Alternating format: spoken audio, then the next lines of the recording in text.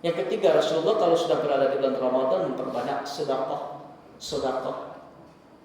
Tingkatkan kualitas sedekahnya. Biasanya kita satu hari 10.000, umpamanya tingkatkan 20.000. Umpama sedekah ini kan balasan kan Allah jelaskan dalam surah Al-Baqarah ayat 261. Perumpamaan menanam sebuah biji, satu ditanam tumbuh menjadi 7, masing-masing 7 tumbuh menjadi 100, 1:700. Wallahu yudha'ifu liman yasha, kata Allah, bahkan lebih dari itu. Kalau seandainya malam ini kita bersedekah, berinfak di jalan Allah di bulan Ramadan ini 1.000, Allah balas 700.000. Kalau 2.000, 1.400.000. Kalau 10.000, 7 juta. Umpama jalan kota infak. Ada kota infak enggak? Sudah selesai. Oh, terlambat.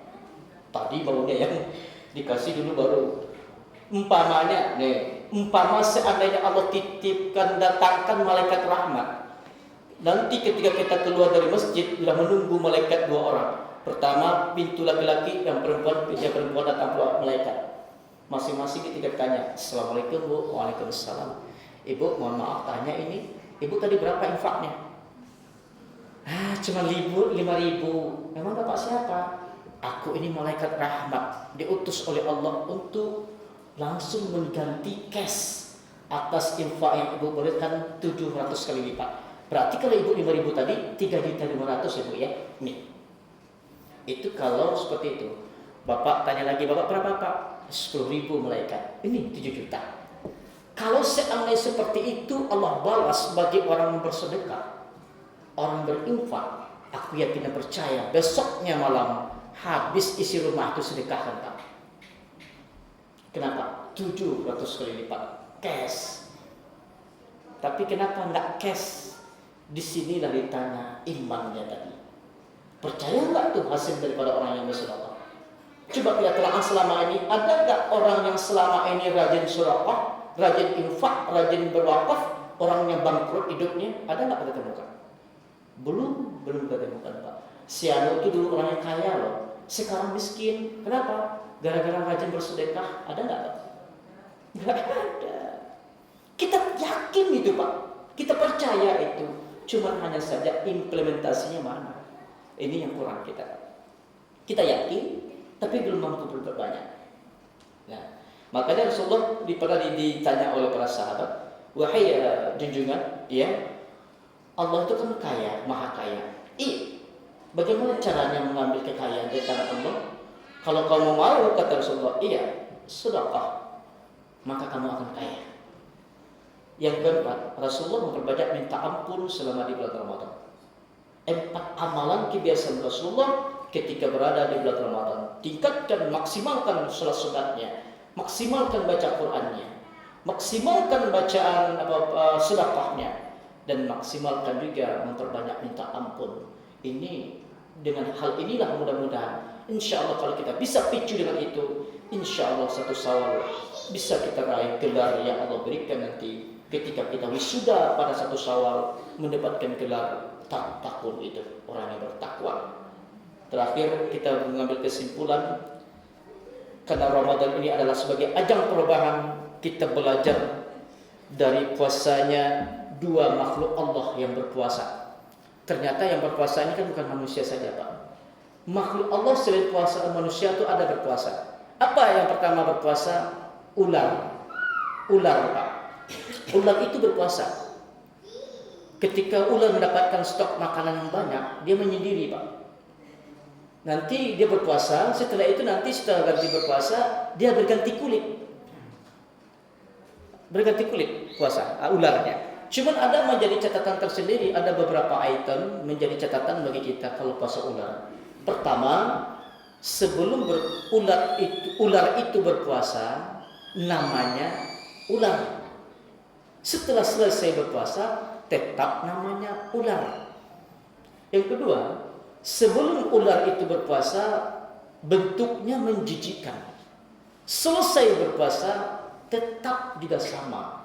Setelah berganti kulit, tetap menjijikkan.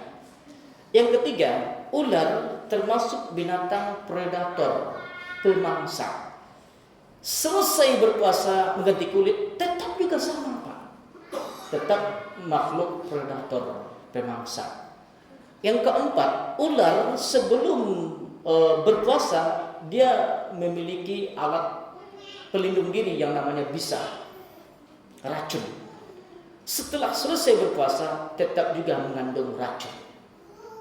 Kesimpulannya, kalau puasa ular tidak mengalami perubahan. Itu ular. Ada yang kedua, puasa ulat. Ulat juga nanti akan berpuasa menyendiri dalam suatu tempat yang disebut dengan kepompong.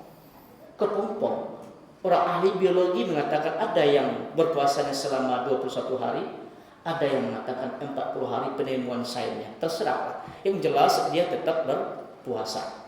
Cuman kelebihan ulat, setelah keluar dari kepompong setelah melaksanakan puasa, ada beberapa juga menjadi catatan penting bagi kita. Pertama, sebelum berpuasa namanya ulat.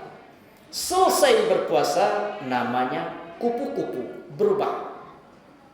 Yang kedua, ulat termasuk binatang yang menjijikan. Jarang orang yang senang melihat ulat. Ya Pak ya? Ya. Ada nggak orang yang senang melihat ulat Pak? Nampak ulat, waduh cantiknya ulat. Jarang. Ya. Tapi setelah berpuasa keluar dari kepompong menjadi seekor kupu-kupu yang indah. Yang ketiga, ulat itu termasuk binatang hama, pemakan tanaman, merusak parasit.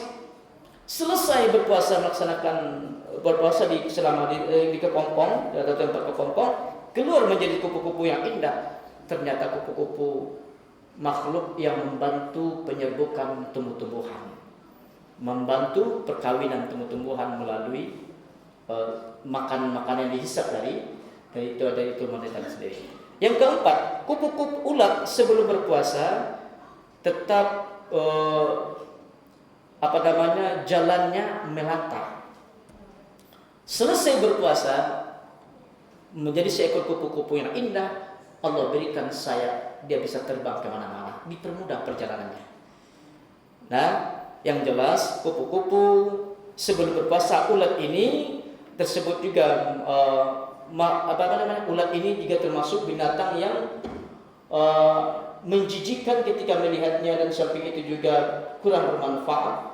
Ada lagi yang menjadi catatan penting bagi kita, kalau ulat ini adalah sebelumnya termasuk juga binatang yang dikategorikan sampai parasit juga akan bisa menumbuhkan penyakit kalau dimakannya. Bahkan makanan ulat itu banyak yang kotor-kotor. Setelah selesai berpuasa menjadi seekor kupu-kupu yang indah, kupu-kupu hanya menghisap saripati bunga. Kesimpulannya, kalau puasa ulat menjadi seekor kupu-kupu berarti mengalami perubahan yang lebih baik. Sekarang tanya ke dalam diri kita pribadi masing-masing, apakah kita ini termasuk kategorinya puasa ular atau puasa ulat? Maka yang akan bisa menjawab adalah pribadi kita masing-masing. Yang jelas Ramadan salah satunya adalah sebagai ajang perubahan, baik dari sikap, baik dari segi ibadah dan semacamnya, dengan harapan suatu saat betul-betul menjadi manusia yang diinginkan, yang dicintai oleh Allah, semakin dekat kepadanya. Amin ya rabbal alamin. Mungkin barangkali itu yang dapat kami sampaikan. Kesimpulan dari kajian kita kali ini, belajarlah dari ulat dengan ular puasanya untuk sebagai ajang perubahan atau tidak. Yang akan bisa membaca semua itu adalah pribadi kita sendiri. Subhanakallahumma wa bihamdika asyhadu an la ilaha illa anta astaghfiruka wa atubu ilaik. Wallahul muwaffiq ila aqwamit thoriq. Wassalamualaikum warahmatullahi wabarakatuh. Terima kasih ya guys sudah mengunjungi channel kami dan menonton sampai akhir video. And don't forget to subscribe ya guys. Semoga video ini bermanfaat. Jangan lupa ya guys, please jangan lupa klik tombol subscribe guys, karena subscribe itu gratis. Dan semoga yang sudah subscribe selalu mendapatkan rezeki yang berlimpah.